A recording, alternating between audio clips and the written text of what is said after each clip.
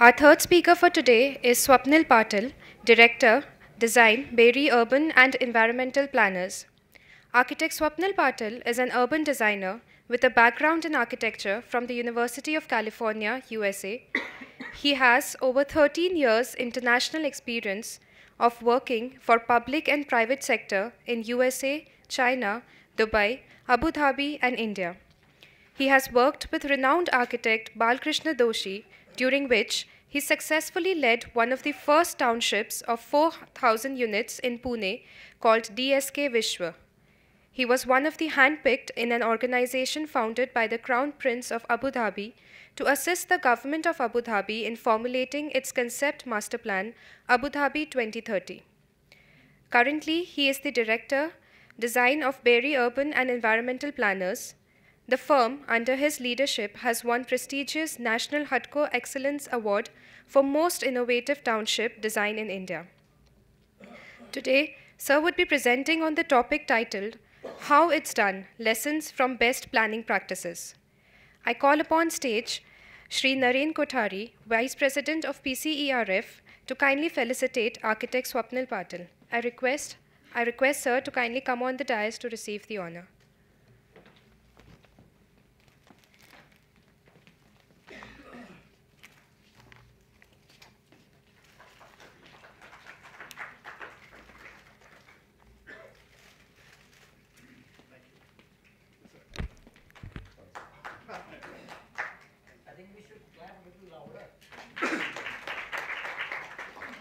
Thank you, sir.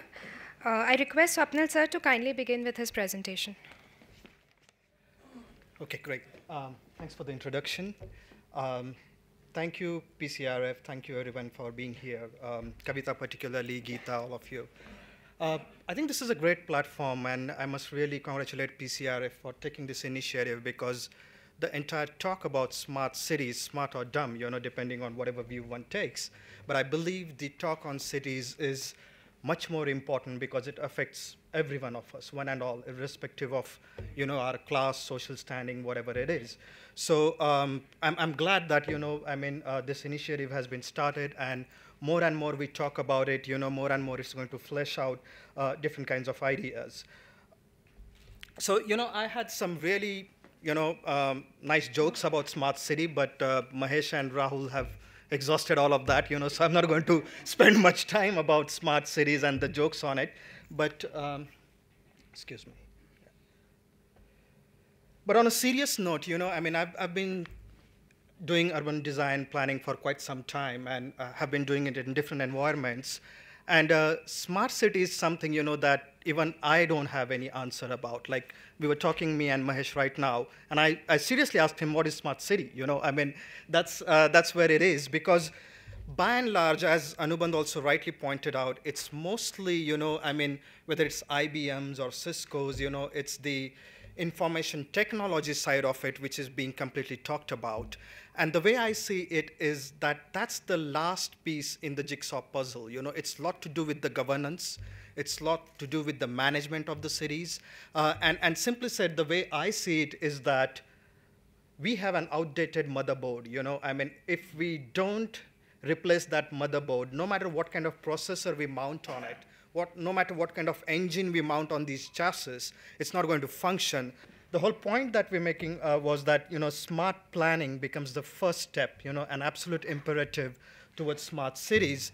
And what we know is smart growth, which is mostly talks about the quality of life, economic development, livable communities, variety of housing types. These are the issues that directly go to the core of what a good high quality life should be. And smart city is actually a fallout of that, but prior to that, we really need to focus on the smart growth aspect of it. So frankly speaking, it's been 2.5 years since I'm back in India, and 95% of the projects that we are doing are private sector. So there was a temptation for me to show some of my ongoing projects, but I felt that 30 minutes is a short time, and I won't be able to do any justice, to the topic that's been put forth. So I just felt that I could share my experience of working in Abu Dhabi with the government of Abu Dhabi, where the large-scale planning is going on, and some of the lessons that we've learned there could be applied in the local context, because oftentimes there's that xenophobia, right? I mean, whatever works in West is not going to work here, and vice versa. So we said, that's an interesting thing. I mean, can we test some of those ideas and contextualize them to local this thing and see if it works? So that's Abu Dhabi. And that's the entire United Arab Emirates, just to orient. Most of you would be familiar with. Dubai is comparatively small, and Abu Dhabi is almost the size of Switzerland, I mean, the physical size of it. So, I mean, the joke is that it can buy Dubai 10 times, and literally it has that kind of capacity and money. But the good part is that despite having money, the ruling family, the leadership, has shown incredible vision in terms of how Abu Dhabi wants to move forward in the post-oil era, because excuse me, as we all know, the oil is getting, now it's stuck again.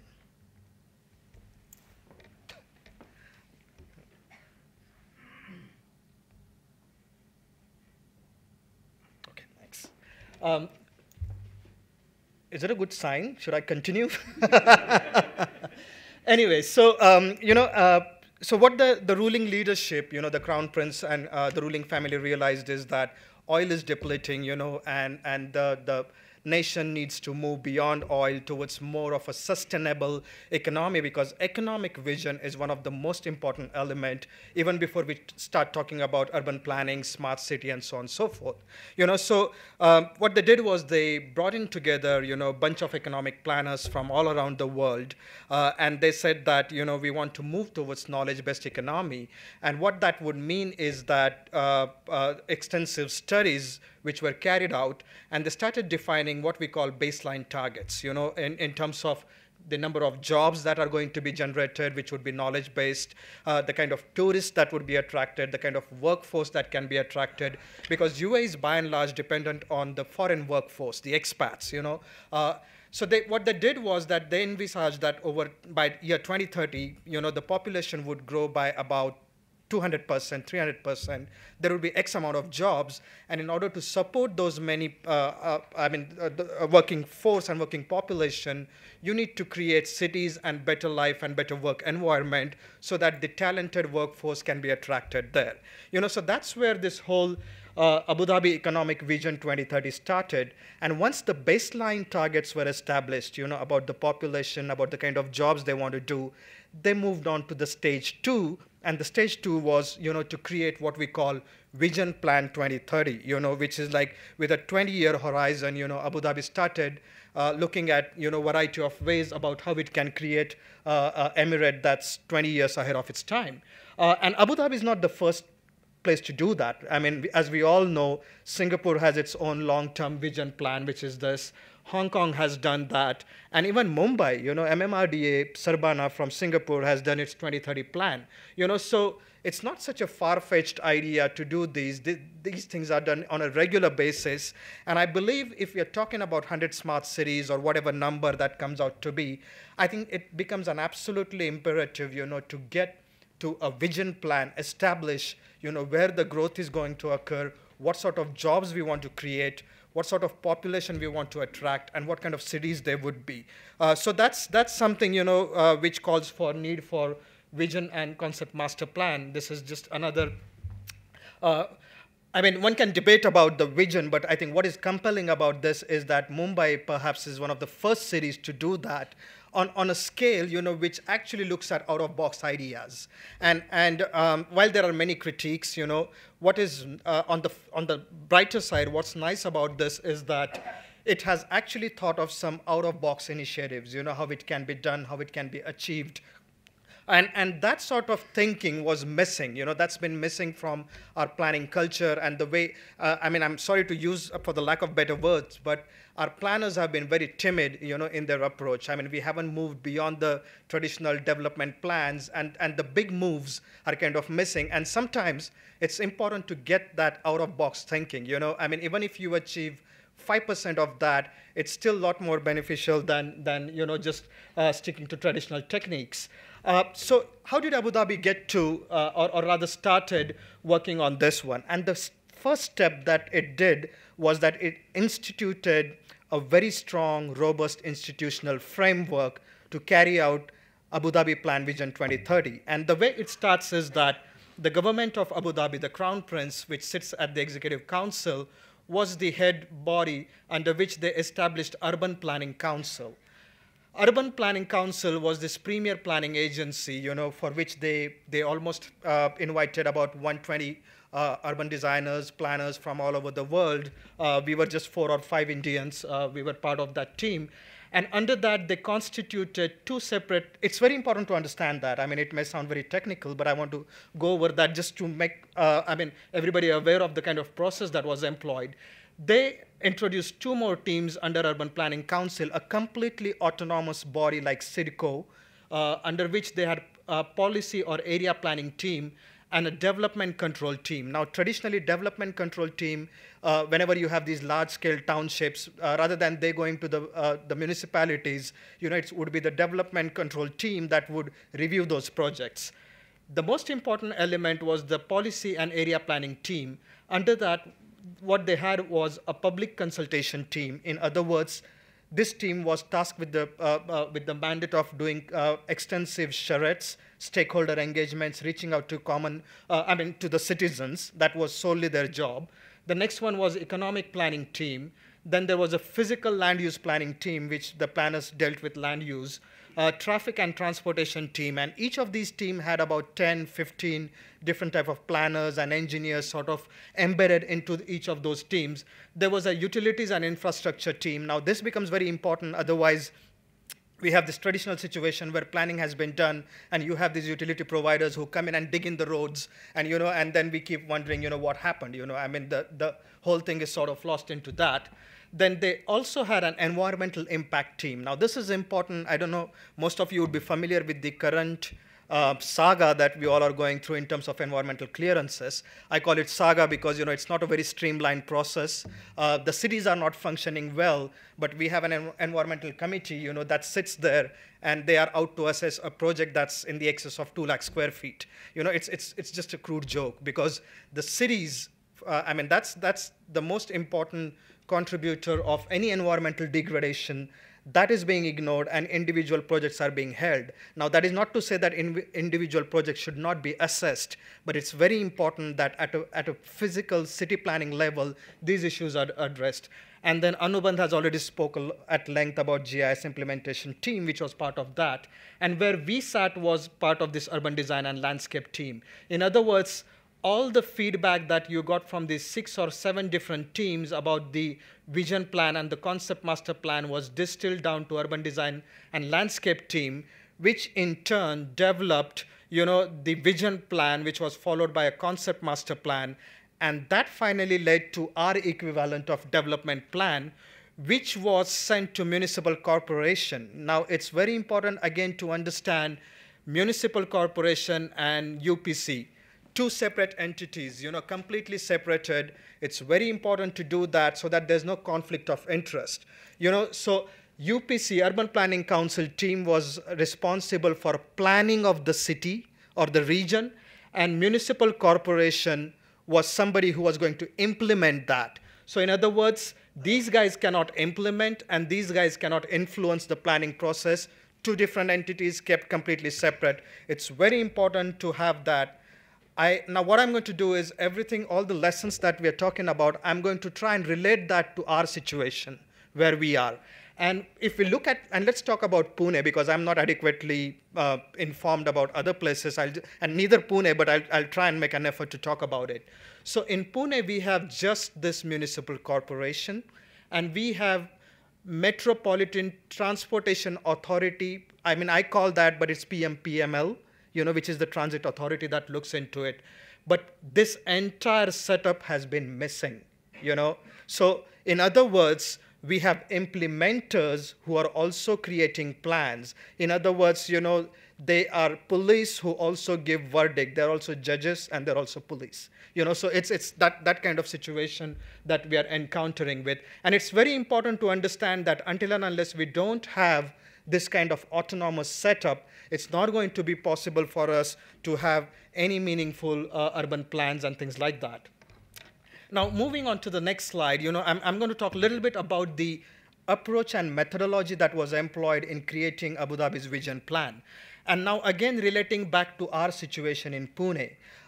Unfortunately, what has happened is that in the public domain, you have this incredibly thick document, maybe 200 pages, 300 pages, called Draft Development Plan for City of Pune. And you go through the drawings and you try to make sense out of the maps that exist there. It's incredibly hard to understand what has been going on. And I'm talking about architects, planners, people, professionals like us. Forget the citizen, how much they're ill-informed. So the way I see it is that in a Western part or in any other urban planning environments, it's very important to have an extensive charrette and public consultation process, because ultimately the end user is citizen, and if they are not involved in the planning process, we are not going to achieve the kind of results that we want. And at the same time, one has to understand that planning means politics, whether we like it or not. So you have to engage politicians, you have to engage different stakeholders, and traditionally what we have is two types of stakeholders. One we called technical advisory committee, which was included in this case, which involved, the service providers, the police, the fire department, the business leaders, industrialists, so on and so forth. And then you had citizens advisory committee, which would be a different sort of this thing. And Abu Dhabi started its vision plan with this extensive charrette process. What they did was they invited consultants from all over the world, from Australia, New Zealand, US, UK. And for 2.5, and 3 months, everyone was engaged on site, and everyone was busy going from each of the neighborhoods, trying to actually not just hear people, but actually engage them in these kind of charrettes where people were actually drawing on the maps. You had your neighborhood, and people, they would come after 9 o'clock, 10 o'clock at night, talk very passionately about how they want to design their neighborhood, where they want to locate that retail store, where they want their library or school or public amenity or park, open space, so on and so forth. And that kind of environment, and we were actually there merely as facilitators, because the whole idea behind charrette is to be very honest about it. We didn't want to drive the planning process. We wanted the feedback to come out from the people. So what we were merely tools. We were sitting there, we were drawing, but the ideas were sort of coming from people and various kind of stakeholders. And then the entire Abu Dhabi Plan 2030 was generated. I'm going to come back to that. But as a part of the extensive outreach, it's very important to understand that in the context of smart cities, the outreach sort of went onto that level, where a physical model, twice the bigger size of this auditorium was done. And let me tell you something, we are planning professionals. Apparently this is our job, but still we cannot get it right. You have to see the things, you have to visualize it. And that's where things like these, tools like these come incredibly handy. We do simulations in a virtual environment, it's fine, but nothing can replace the physical model. And what was a great advantage was that, the citizens would come day in, day out. They would look at the model, they would talk about it, go back, provide the feedback, and the planning team would again go back. So that's a sure shot way of, sort of making planning process a success, because at least I believe in Pune, we have a DP, that was what, 1968 or 67 or something, that is being implemented right now, and that too not in its entirety. That's the failure, because the citizens are not buying into it. That's the whole problem. And then we also had these kind of, virtual simulations which were done in GIS environment. Actually Abu Dhabi developed its own GIS tool, and as a private plot owner, I could actually click on my plot, a window would pop out, and it would tell me all the regulations that were applicable to my plot, including the number of stories I can construct, the type of land use I can have on it. Forget the FSI. That's a very small part of it. The kind of elevation, the architectural character, and you had a lot of flexibility to work within that. We are doing vision plan for Pune, and the irony of it is that I'm not even finding an AutoCAD plan, to use as my base map. My team is just tracing from the development plan where you don't see the lines of what is going on. So, so much for the smart city and all the talk that we are doing, but again, it's our public sector. And mind well, the Pune Municipal Corporation, they are not going to invite me ever again after I say this, has all the data, but they won't part with it. They're so very secretive about it. And what's really concerning and what should concern all of us is that this is coming out of our money. It's coming out of taxpayers' money. The kind of surveys, the kind of GIS data that exists, it's a public property. I don't see any agency why it should hold on to it and not part with it, because the whole idea behind this should be the transparency. But that's just another aspect of it. Now I'm going to go back to and show real quick, 5 or 6 different themes that we worked on when it came to Abu Dhabi Plan 2030. At a very early stage, the ruling establishment, the Crown Prince and the entire Executive Council realized that environment is going to be one of the most important elements that we'll have to wage our war against in order to protect it.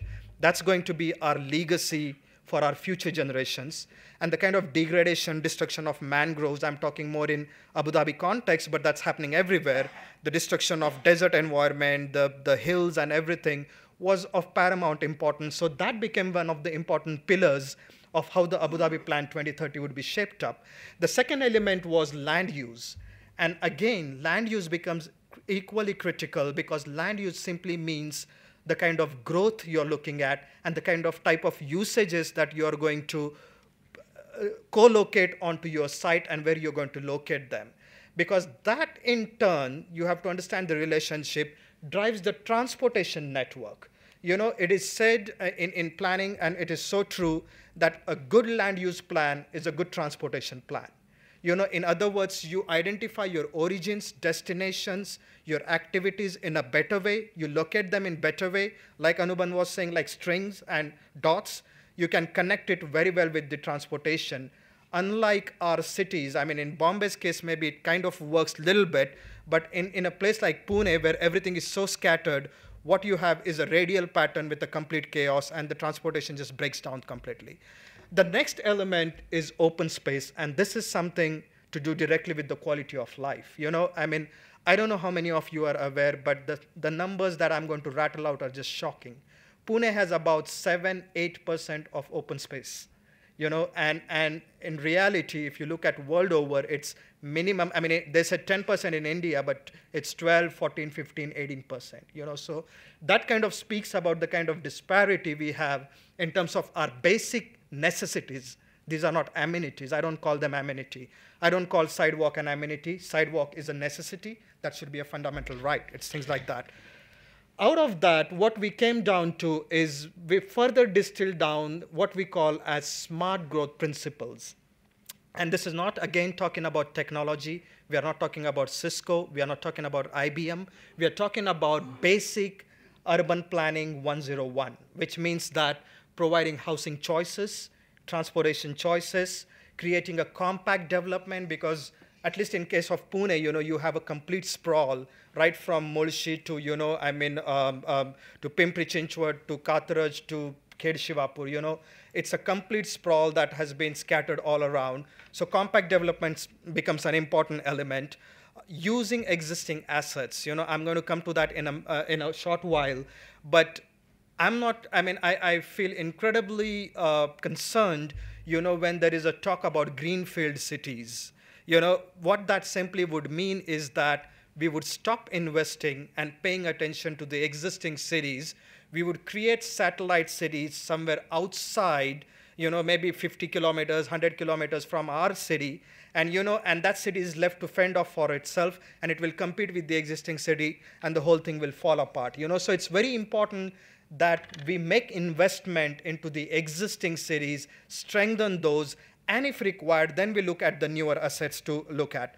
Mix of land uses, again, that's very important. By and large, I'm going to show you the land use plan for Pune. It's completely dominated by only one single type of development, and that is residential. You know, outside Pune limits, then you have Hinjawadi and all these employment centers, whereas these should have been completely embedded into the fabric, so that these destinations which are far flung would be part of the fabric. So that is something that is missing. And then, of course, protecting natural resources and high quality design.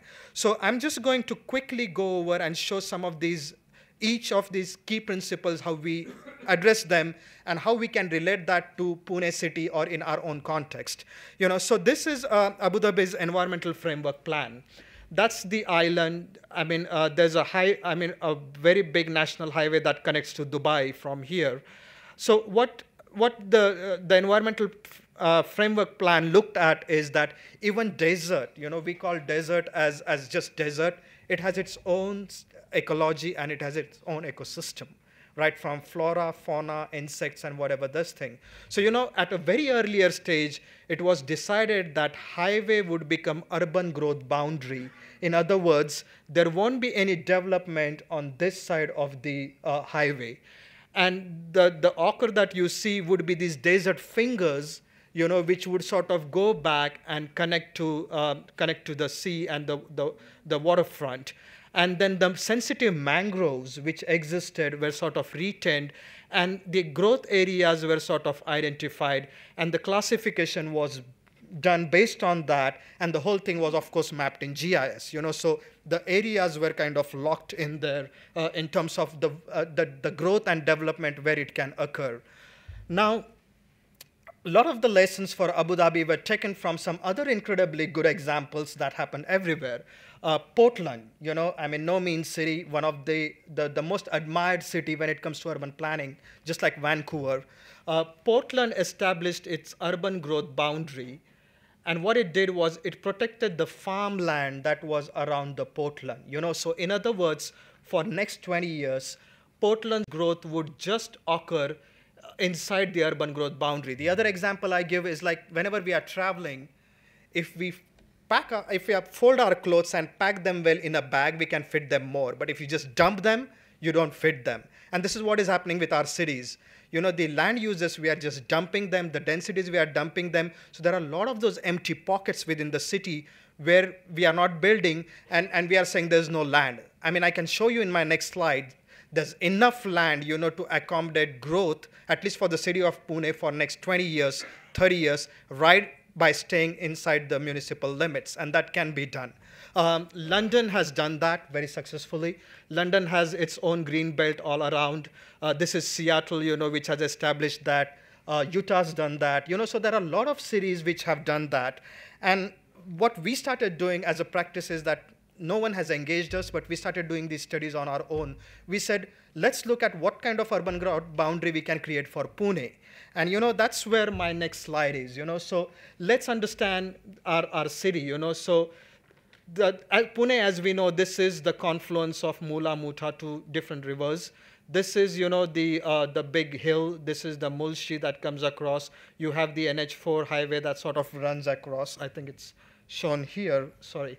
And in terms of the natural assets, you have these three different natural features which sort of exist. So what we said was that, it's a very simple idea. One need not be a rocket scientist for this. This is the western part, southwest part. This is where the hilly area is. There's no need for any development right now in these areas. So what you can do is you can stop the development, preserve the farmland, preserve the natural elements in this part of this thing, and you can identify potential growth corridors where the development could occur for next maybe 20 years. After 20 years, if we feel that all these areas are maxed out, you can expand the growth boundary. It's not cast in stone. Portland is going to do that, but it becomes an important point right now, because if we see all the degradation that's happening here, many of you must have driven to Mulshi. In the middle of nowhere, you see a 12-story, 14-story building that does not even have an access or a road to it. It's a really sad part, because what is happening is that it's these local gram panchayats or local village folks who are giving permissions, who should not be doing that. I mean, the Pune city should have its metropolitan area, which should have control over these things. And you can have development there, but that should be a small, low-scale, meaningful development of houses, farms, and things like that. So the urban growth boundary can be established, and what shape it takes, that will come out of consultation process. But I'm just showing you a visual of what it could be. So one thing I want to caveat is that whatever I'm showing, these are just one of the 100 ways to do things. This is not something that is final, but it's just to visualize, what these things could look like. The second important theme was land use. And when it comes to land use, it's very important to understand, as I said earlier, land use and transportation go hand in hand. But at the same time, there's an entire category of land uses that need to be defined, for a better understanding and better clarity and transparency. For instance, when we say commercial, all we know when we look at development, when we look at our DCRs, it's just commercial. But like in this instance, you had an entire category where you had commercial mixed-use retail area, commercial mixed-use office area, commercial mixed-use hotel, resort. It had every category that was defined. And now when you get to that level of detail, there's no short way to explain this, but the kind of the issues that we are grappling with when it comes to affordability of the houses, it is a direct result of the speculative development that is happening into our cities. So for instance, you go to the outskirts of Pune city, and you will have these landowners, these farmers, who will sit with a calculator with an FSI calculation, and they'll put the cost of the land based on the kind of FSI you can get there. That's the unfortunate part. Whereas if you look at whether it's US, UAE, Singapore, any of the places, first thing you have is a zoning. So if you say residential, within residential, the city and citizens will agree what areas will have low density single family homes or villas, what areas will have 5-story development, what areas will have a downtown or a CBD, which would be 12-story, 40-story, 50-story, whatever it is. In other words, if I'm the plot owner, I know the zoning on my plot, and I can charge realistically in terms of this thing. That's one way to control the prices and the affordability index, that's going on. I wish there was a simpler way to explain that, but it's a very complex nexus that sort of exists out there. So this is Pune's land use plan. We saw the categories of land use that we had used for Abu Dhabi. When you look at Pune, I just came across 3 broad categories. One was institutional, which is shown in this pink, that's Pune University. Some other institutes, Yerovda, by the way, you can see the amount of institutes and government land that's there within the jurisdiction. And these are big holes, which is Khadki and Pune cantonment, right in the middle of the city. In fact, your Pune cantonment is much more bigger than your existing old Pune city. And the entire southwest Pune is smaller than Khadki and Pune cantonment put together. It's just mind-numbing, the kind of land, public land, it's not agreed it's a defense land, but what's a defense land? When it's, by definition, when it says cantonment land, it means that it's a land that is meant for the residents as well as the defense personnel for their residences. It's not an operational army base. I'm going to come to those sites later, but what we came across were just 3 categories. All the yellow is residential, the blues are very little tiny specks of industrial, and all the institutional, and some random hills, which we are fighting, to protect as, biodiversity corridors and things like that. What we propose, or more than propose, what we envisioned is that what if we were to take all these government lands? Totally, they're about, in excess of 10 or 12,000 acres. And if you were to do a very fine-grained, land use plan where you had a government district, where you had a regional park, where you had, a retail district, a CBD, a smart town. Maybe we just looked at this. This is Karadi, right, I'm spacing out. This is Karadi, where we looked at transit-oriented development, so on and so forth. But I mean, we need to have this kind of diverse land use plan rather than this single type of land use plan. The more colors you have, the more embedded and the more diverse environment you're likely to get, and this is what these diagrams say. So the next principle was connectivity, and that's one of the most important elements, because what we did for Abu Dhabi was that we came up with this, there were 3 different levels. One was the city-wide circulation plan, then the district-wise, and then the neighborhood-wide circulation plan. And we established a very clear hierarchy of what the circulation would be. In other words, you had a national highway, which was 8 lanes that connected from Abu Dhabi to Dubai. That was one category. That was fed by an arterial. Arterial was further fed by a sub-arterial road, which was fed by a connector road, and then you had residential neighborhood streets, and then you had alleys, and you had lanes. So there was a complete proper hierarchy, and what that did was that it streamlined the traffic depending on the volume of traffic that was required for that. And it didn't just it just didn't end, just by assigning the right of ways or widths. What we had was, we had street sections for each of these street types. We had 50 street types. I'm just showing 4 here. And each one of them had assigned a very definitive pedestrian realm, which is where the sidewalk, street furniture, trees, and other things would come in. You had transit users. That's where your transit stop, bus stops, bollards, other street furniture would come in. You had area dedicated for bicyclists, which was embedded into these sections. You had lanes, for motor vehicles, and you had medians, So what we call this is street diet. We had identified a complete street diet that was embedded into each of these street sections. And I'm just going to show, the problem that we have in our context, So this is just an example of a typical site. This could be anywhere in Pune. This is part of Pune, but you have these kind of situations everywhere. This could be your Karve Road, this could be your Baner, this could be your Baner Road, or any of these arterials. That's an arterial, that's an sub-arterial that feeds to it, and maybe a collector and things like that. What we have, because of the lack of planning, or let's say the unfortunate legacy that we've had of not planning things, what we have are these strips of land with all these dead end of the streets, right?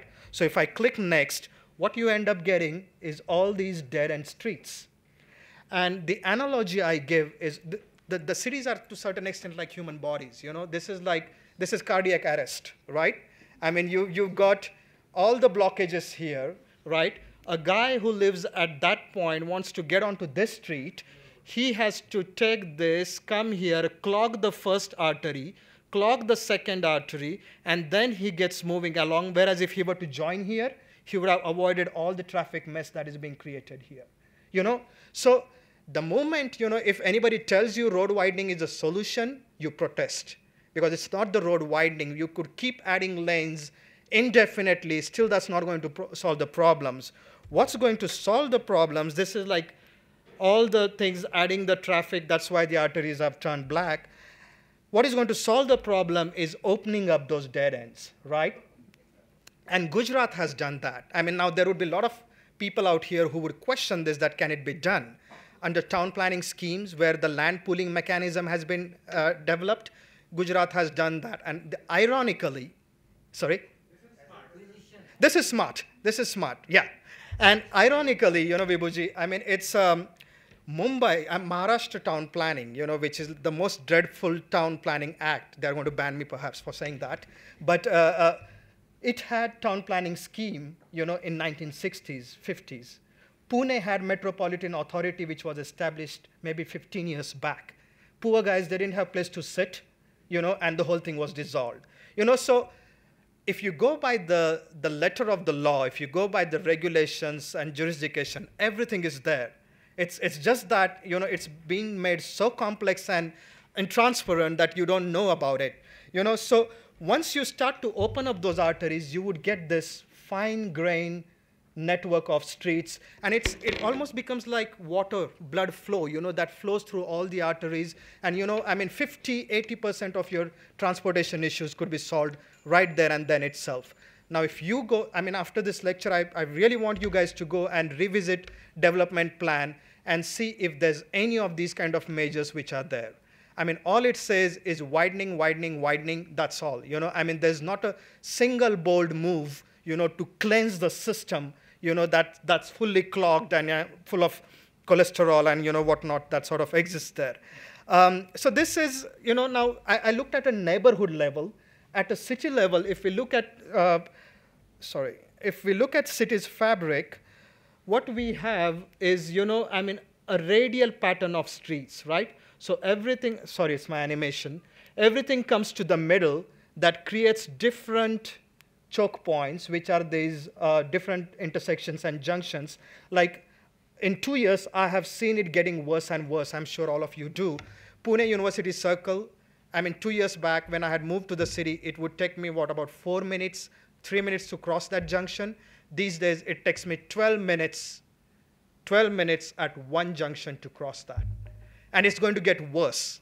It's going to get worse because the auto ridership is going up and up and up. So what we are saying is that there can be an internal ring road, almost like a bypass, that can sort of go around the city. And what that would mean that a traffic that is coming and wants to go to the south, rather than going through the city and clogging all of that, it can bypass all of that and go around.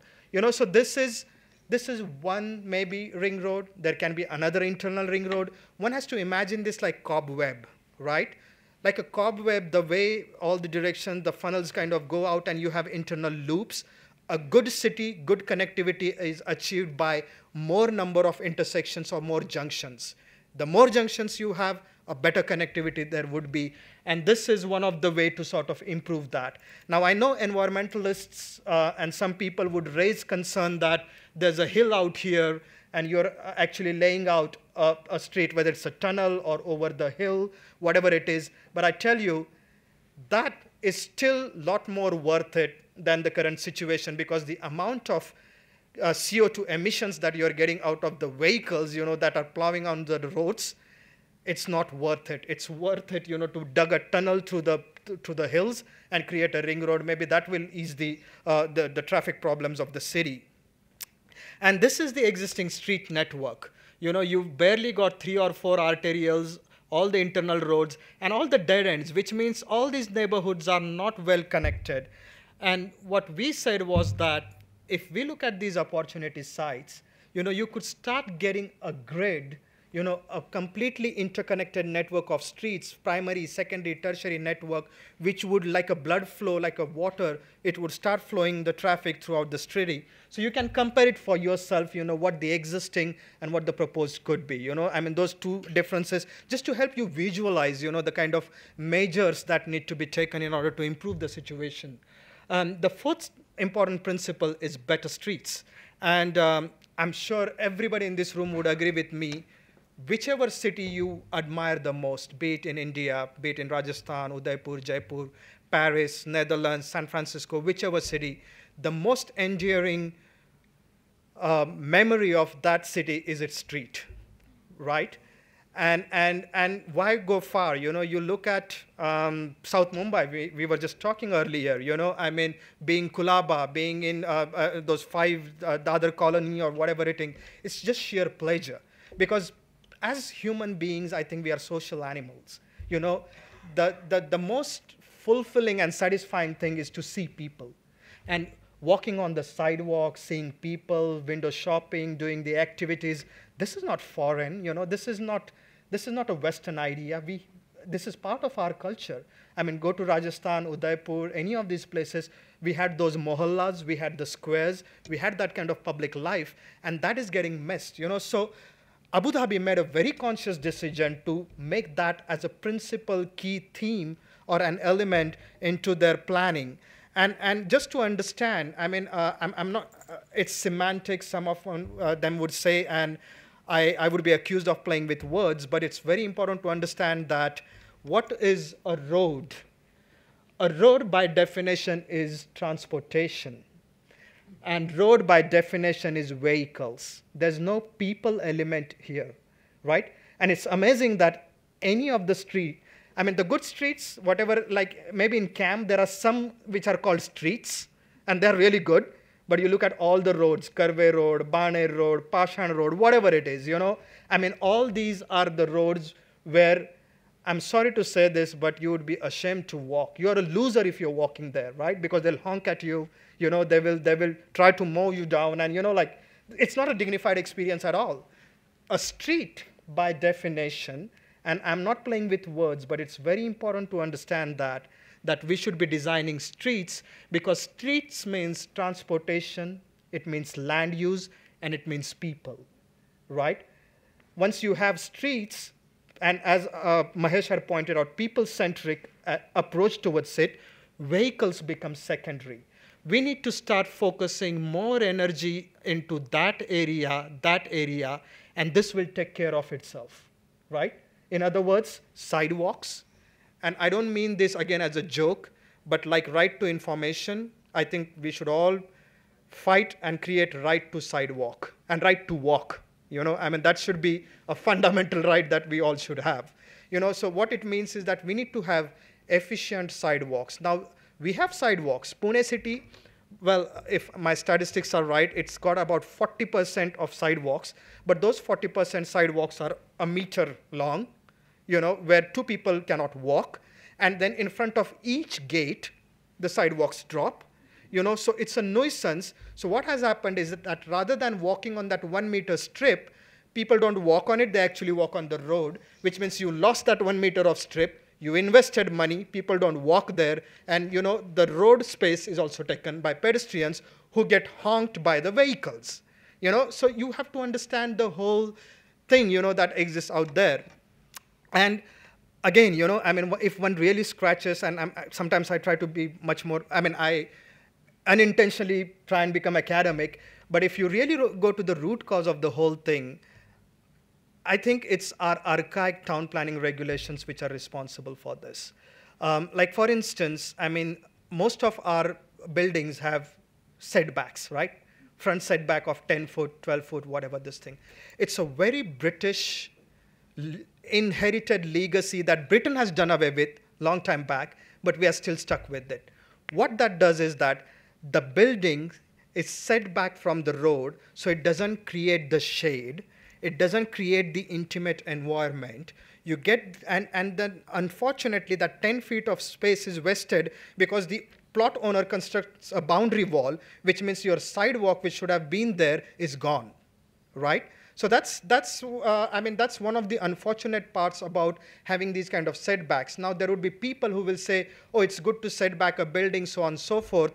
Remember, it's important to understand that British did that. Look at every old British building, Collector House, any of these civic buildings, they were set back way beyond from the plot boundary because two things. It had imperial nostalgia to it, right? You had to revere the collector's house, whatever it is. And secondly, the security and safety threat, right? There could be this bunch of Indians who could attack and burn these British people down, so they had to set back their houses or whatever it is. We still continue with that legacy. Now, think about it, whether it's Paris, London, San Francisco, any of these cities, or even Rajasthan, Udaipur, South Mumbai, does it have any setback, front setback? The buildings come right to the sidewalk with its beautiful arcade through which you can walk and so on and so forth. So these are all the elements which sort of add to the better street environment which can be done. And what Abu Dhabi did was it established an urban design street manual, and Pune also came up with its urban design street guidelines, a lot of which came from Abu Dhabi. I know that. But unfortunately, how many of us are aware of this document? It's just lying there. The city engineers have not done anything with that document. So, it's become a checklist. A street design guideline had to be done. It's done. But, it's not being implemented. We were one of the consultants who were empaneled to design the streets based on our experience. In past 3 years, we've not heard back from PMC or what is going on. So that's just the kind of state of affairs that we are into.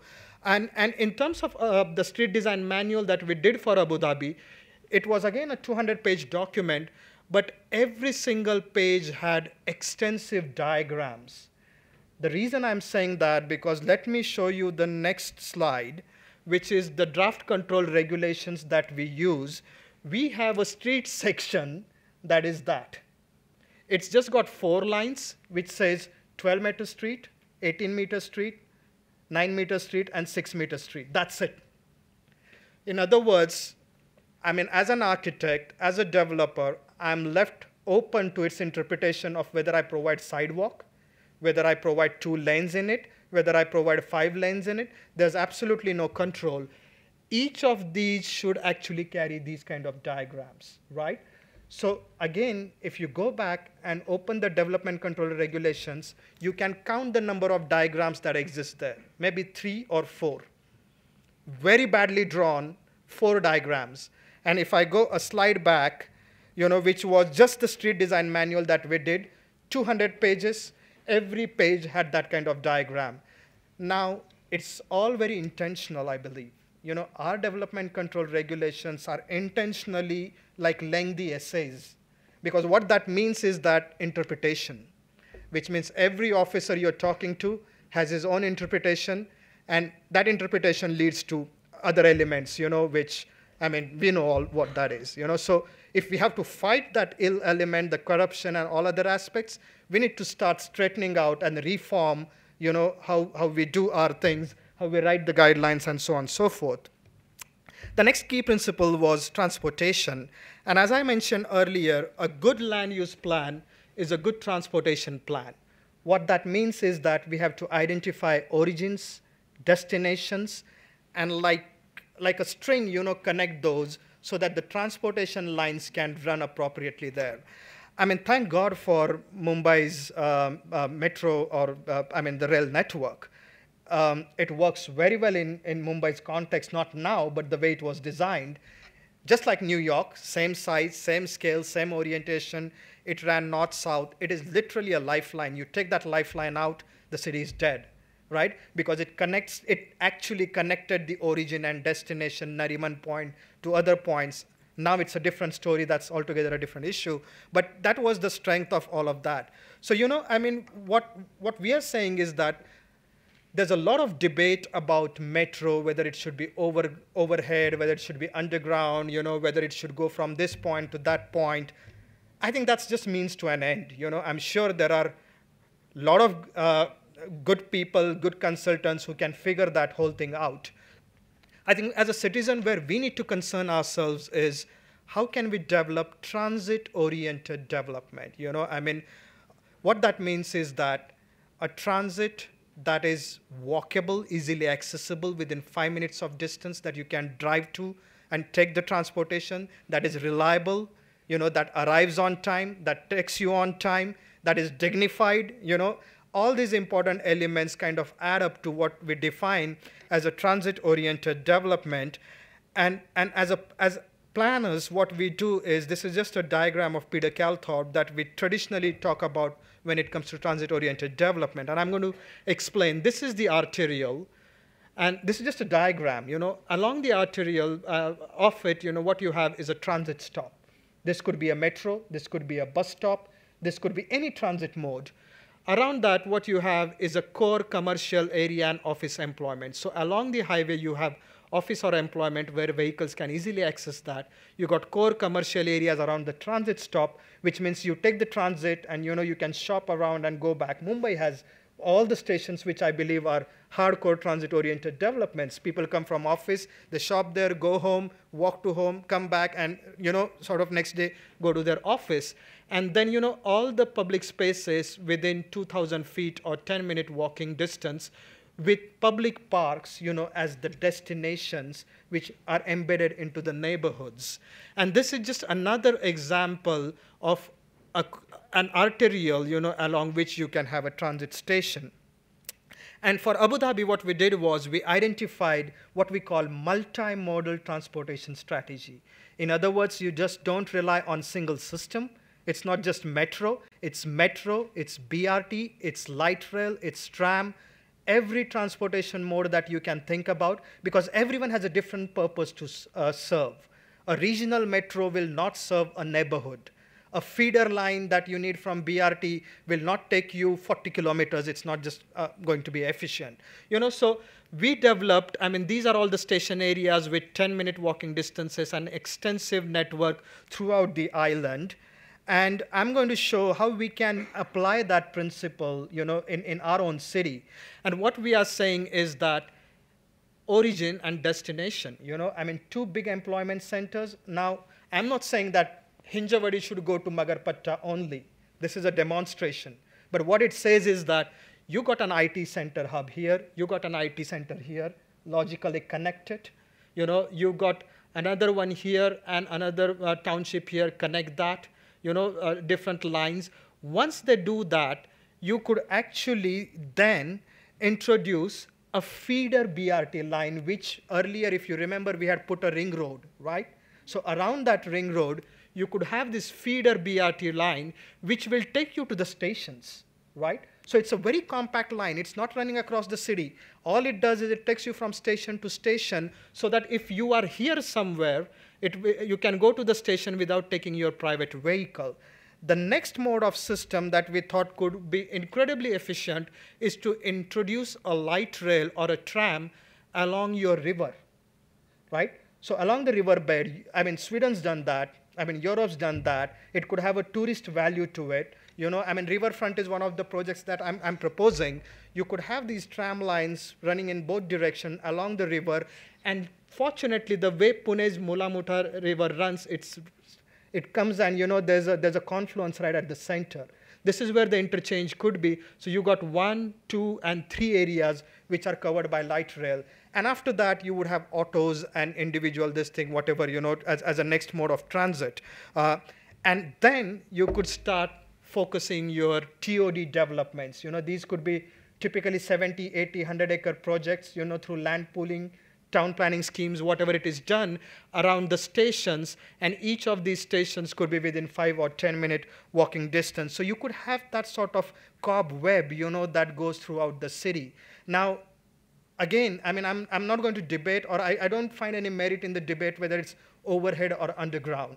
But getting the basics right, the chassis right, the motherboard right, is a lot more important than what kind of system. And then, incredibly dumb idea. Pune is proposing overhead metro line, and the entire metro line, along the line, you would have 4, 5 FSI. Which just doesn't make sense, because you need to increase the FSI around the stations, right? That's where we call this pyramid effect. That's where the density needs to occur. And, and then once it goes outside the influence station area, the densities can drop down, because these are the people who will have less car ownership, right? There would be a parking garage that would be embedded here. There would be blue indicates commercial office space. So station to station, you would have these local centers, which would work. And I'm just going to show you an example of a project, that we recently won an award for. This is a project in Nagpur. And this is the only project of mine I'm showing. Rest all, because this was a TOD, I thought that this should come in here. This was one of the first transit-ready developments that we proposed. Nagpur is thinking about putting up a transit line. So what we urged the developer for his 75-acre parcel is that make this transit ready. You build it in such a way that if there's a density that's worked out in a proper way, the station can be located there. So you see, if done properly, the development can guide the policy and the processes of where the metro stations can come, where the transit stops can come. And a hallmark of a good transit-oriented development is that it's a transit station which has about 10 to 15-minute walking distance. In that walking distance, you have one of the major elements is your parking garage. So if you're outside this 10, 15 minute distance, you can actually drive, park your car here. You can get onto the transit, go to the CBD, do your business, come back. The next element is town center. This is where the retail, the mall, the shopping, the cafe, plazas, and things like that would be. High-rise development. And then through the transit station, what you have is these alleys and pathways that will take you to public parks.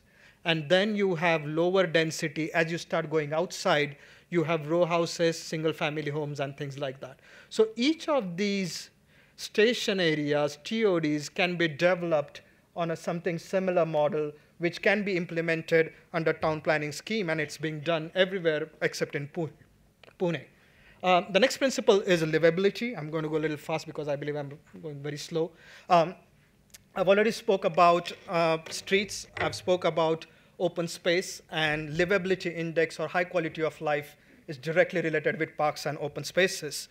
So for Abu Dhabi, what we did was, just like streets, when it comes to parks, there's also a typology. You know, a regional park is much more different in character, in its usage, than a neighborhood park. A neighborhood park is very different from a pocket park. And pocket park is very different from a tot lot, you know, where the kids have their swings and, you know, the seesaw and things like that. A tot lot is a 10,000 square feet, and the scale kind of goes up. A pocket park would be maybe half acre. A neighborhood park would be 2 acres, 3 acres. And the regional park is where, you know, you go over weekend, and it's a vast natural reserve which is kept open.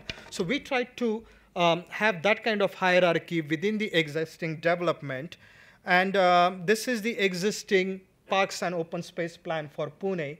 As I said, 7% little dots of parks. And whatever you see, even though they are green, they are not actually green. They are just barren hills, you know, with very little plantation on them. So it's not your traditional, it's an open space, but it's not a park, right? So that same 3 opportunity sites that we looked at, we said that you could additionally increase the supply of open space to the city by putting a regional park, by putting neighborhood level parks, pocket parks, and all different kinds of elements, and creating boulevards along your ring road. And that's how it could work in terms of the strategy. Now, these are the rivers, so you could have a riverfront park, but more importantly, I don't know how many of you are aware that there are all these stormwater drains and nalas in our city, half of which are buried. You know, I mean, it's incredibly unfortunate, you know, and Seoul, you know, sort of turn around the entire city by, you know, activating one of its lost rivers, and by creating this kind of very simple, you know, a nala or a canal park along its entire length and breadth, and citizens just love it, you know, just sort of being there. Now, this does not require land acquisition. This does not require anything. This is better service to the environment and ecology. You know, we could create variety of parks just along the existing nalas and increase that green cover. I think there's one Prabhat Road where I mean, right there, there's a canal park which is being developed, but that whole system can be extended throughout the city very easily, and it can be done. And then the next important thing is that for all the designated parks and open spaces, there should be, like we did it in Abu Dhabi, there was a unified parks and open space master plan. And each of these parks had a theme, like that one was a gateway park, that's a city festival park, that's a family park, that's a story or educational park. And you know, each park had a theme. They had the best of the landscape designers who came, who worked out based on a certain theme.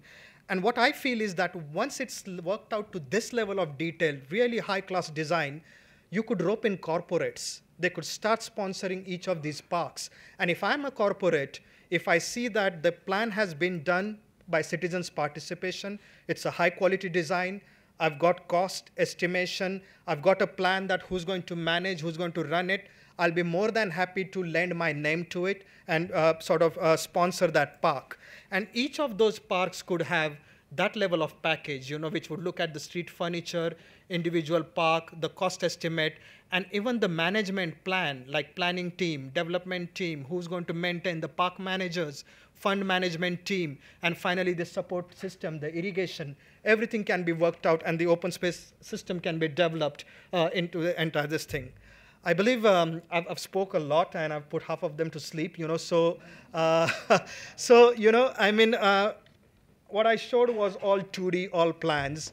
And I want to say this, that all this work I've been doing on my own, we've been doing on our own as a firm.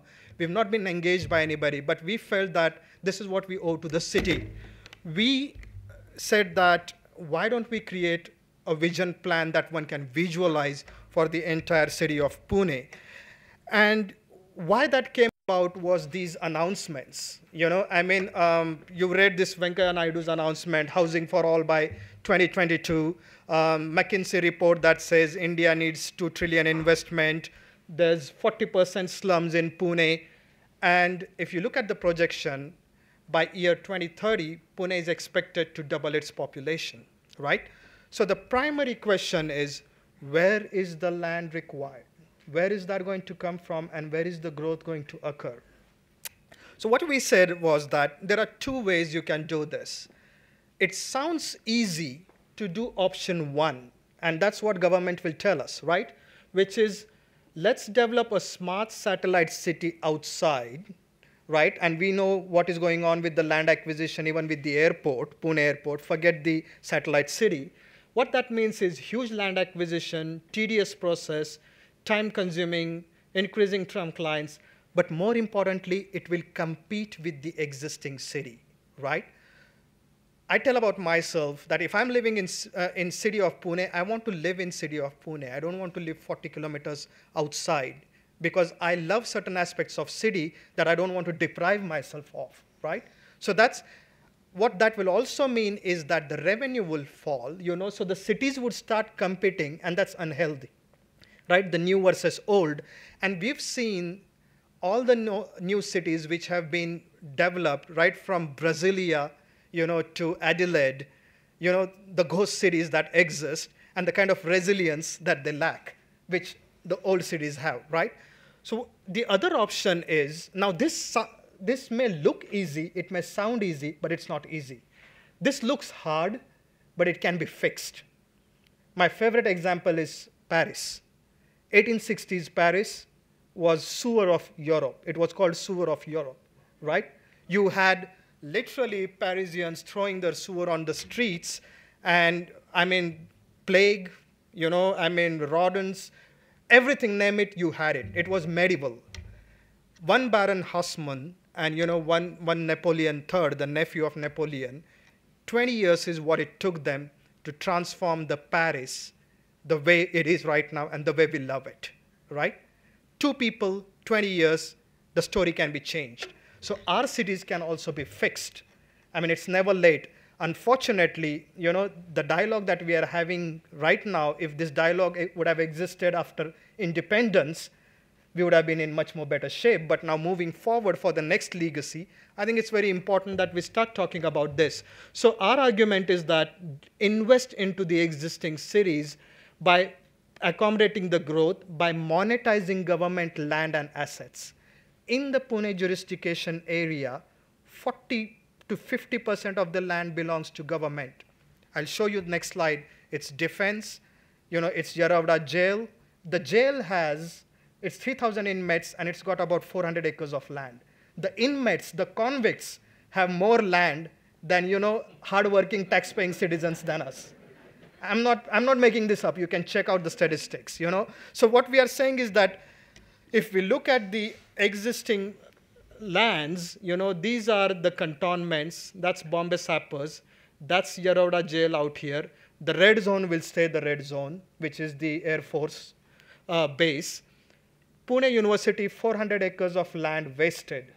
I'm sorry to say that, but it's a land wasted. 400 acres of agriculture college right in the middle of the city. They don't even grow tomatoes there. That's the plight of our city. And then you have, other different areas. So what we said was that this is a public land. Forget whether it belongs to defense or whoever it is. Now, the Pentagon in US has a completely see, as a planners, it's very important that we always give examples and we always give proofs, right? Because it cannot be because I'm saying so, it has to be done. They'll just shoot me down. So I keep giving all these examples. So Pentagon has a completely separate autonomous base decommissioning agency, and its sole job is to convert all the army bases back to civilian use and give it to the city, and it's run in a corporate manner with a CEO, completely transparent. That's one story. Philippines, Manila, a country much more poorer than us, it also has a decommissioning program. Sikandarabad cantonment recently did its master plan for 1,000 acres where it is trying to put its land back to the civilian use. Why can we not do that for Pune? Defense has done more disservice to the city than any good service, because look at the kind of land it sits onto. I'm not even counting the Air Force, but between these three, you got 3,000, 3,000, and 1,000. 7,000 acres of land, prime land sitting right in the middle of the city. That's a sheer waste. And if we look at Pune cantonment, let me give you another example of that. Pune cantonment has, give or take, about 3,000 acres of land. It has 90,000 population. And over last 10 years, the population has actually declined. It's a suicidal, it's a negative growth. What that means is that there's no revenues which are coming, which means they still have to upkeep the maintenance of their infrastructure, for which the Pune cantonment has asked for a 15 or 20 crore grant from the central government. So it's a taxpayer money that is put into these wasteful lands, where there are bungalows which are sitting on 4 or 5 acre plots for no reason. Now all of that needs to be questioned. Whether it happens or not is a different issue, but we need to open ourselves. See, another thing, I've been showing this to a lot of people, and oftentimes the first reaction I get is, oh, that's a defense land. You can't touch that. That's a standard reaction everywhere. Then once I start talking, I explain everything. Oh yeah, then that can be done. So I think it's very important that we think out of box. We think about the possibilities, what can be done, and this is one of the ways to perhaps do that. And I'm going to show real quick. This is work in progress. We are doing a lot of work. It's a pro bono. We are doing on our own, investing our own money, resources. But I'm just going to show you trailer of what we've been doing with these sites. There would be more extensive studies. So what we've done is we've identified these opportunity sites. Mula Muta riverfront. So that could be a tool to renew, revitalize the city, like Ahmedabad has done. Sangamwadi, Bombay Sappers, which is this part, that could be a brand new CBD for Pune. Pune, if it has to be a world-class city, or Mumbai, or any of the world-class cities, it needs to have a CBD. And let's not have a xenophobia. Let it be a completely glassy, smart city kind of CBD, which could exist, which could be a destination that will say that this is Pune of this century. And then let there be other areas like Old City, which would retain its own character and this thing. We should not shy away from that out-of-box thinking, which could happen here. The next opportunity site we are saying is Pune railway station. There's a lot of talk about bullet trains, about Pune, Mumbai, doing that in 8 minutes, 12 minutes, 40 minutes, whatever it is. We could look at stations, more like an airport. So we are looking at that opportunity. Pune cantonment could be a new smart town. Pune University could be like a world-class walkable university. Agriculture college, we are saying that could be a perfect site, for urban agriculture. My firm is working extensively on agricultural communities. We just finished a 350-acre project at Bhor, which is one of India's first fully master plan organized agricultural community. What we are saying is that 400 acres of land in the middle of the city, citizens should have access to it. We should do community farming there. You could lease it out, you could rent it out, whatever it is. I should be able to grow my organic tomatoes with the assistance of agriculture university, which is just sitting on the land. And then Kharadi could be another TOD village, and so on and so forth. So this is the overall vision, that we have started to create. I don't know how much of it can be seen, but this is the new sort of CBD. It sits ideally right at the confluence of two rivers. There's nothing here right now. This is Bombay Sappers. This is the station. So you could develop a sort of a world-class station from where you could walk to the CBD, conduct your business, go back to the station, go back to Mumbai or wherever it is. The next is, you could start to look at Pune cantonment, which would take about 2 lakh units. That's the kind of capacity it has got. And you can see the amount of open spaces, greens, the street network, everything that can be accommodated into the cantonment. Khadki, that's another site. We said that could be a government, what we call civic district. There could be government offices, other employment areas that could exist there. Urban agriculture could happen at Pune University, at Agriculture College. Pune University can be developed fully as a vision plan. This is Kharadi, where we thought that there's a transit line which could end up being TOD with its existing IT park and so on and so forth. In other words, we are creating origins and destinations, and each of these can be serviced well by transit.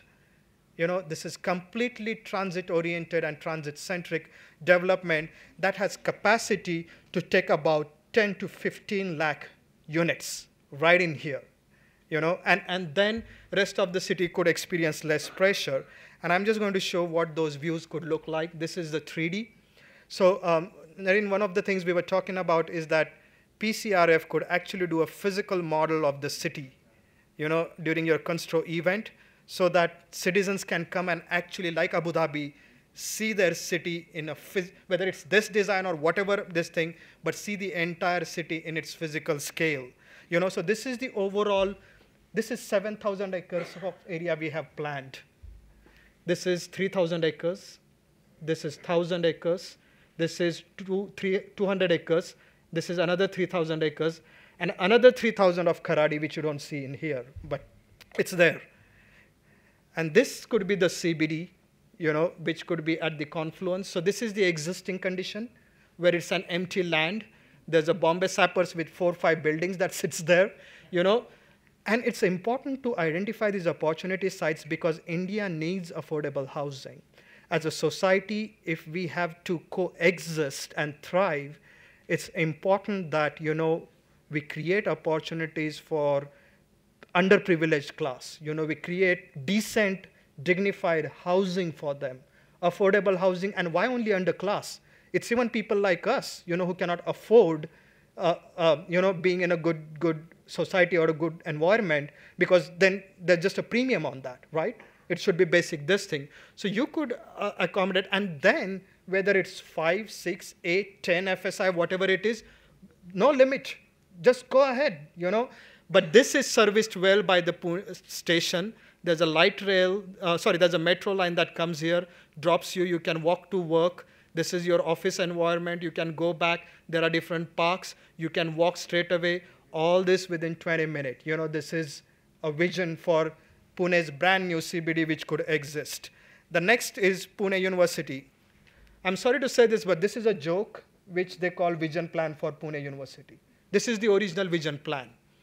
This is what the university looks like. This is what we started proposing. The white buildings that you see are existing buildings. Yellow buildings is where all the growth would occur. So we established a brand new sports village, a brand new a residential village, new academic complex with auditorium, library, and we created pedestrian pathways. The entire university was created for walking, and walkability was the main experience behind that. And this is just a visual of that. All the yellows are proposed buildings. White, you can see they're all random placed, this thing. We tried to create places, parks, open space throughout that. This is the view of that. This is Pune cantonment. That's the existing race course. This is where MG Road is. And, you could sort of reallocate all the bungalows and everything into that. So you're not talking about displacing anybody. It's 3,000 acres, and it's 90,000 people. So they have enough space to be accommodated and given maybe 5 times what they have right now, and still be able to develop all that. Because the way right now it's built, it's all, like I said, loose packing. It's all inefficient, wasted land that you can see into this one. So we've done that. And then this is the Khadki. So this is the new government district where there could be offices. That's downtown, that's station, and that's other areas which could go on there. So finally, what is the way forward for city of Pune? I mean, I'm nobody to say what's the way forward, but I mean, I'll just felt, that one of the missing pieces is establishing the institutional framework. The next one would be that institution, or that, whether it's metropolitan authority or whoever it is, will create extensive outreach with stakeholders. And the next step, logical step, would be to create a vision plan followed by long-term concept master plan, which should be of international standards. Now JN and URM has a mandatory vision, a concept, a CDP, as one of its requirement. But that CDP is, again, a 200-page document without any diagrams in it. So we don't need reports. What we need is something that is tangible, something that is understandable, that can be read well. And then finally, talk about the need for vision plan, concept master plan, and create awareness. Keep the dialogue going. This is a good start. Keep talking about this. This is one of the 1,000 ways to do it. There are 999 better ways perhaps to do than this. So let's keep the dialogue going. Talk to your friends, relatives, whoever it is, and let's create the awareness, because this is our future. This is our legacy for our future generations. I hope that was of some use. Thank you so much. Thank you.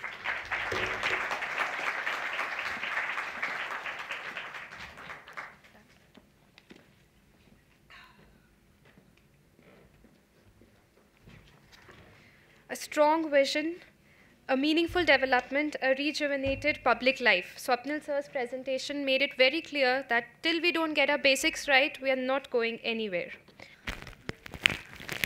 All of you gasping for breath. I think we've been bombarded with lots of innovative, out-of-the-box ideas, opportunities, methods, tools, strategies throughout the last 3 hours by all the speakers. And I think those who missed today's seminar have missed a lot. I think all of us need to rise and give a large round of applause to the hard work, to the study, intense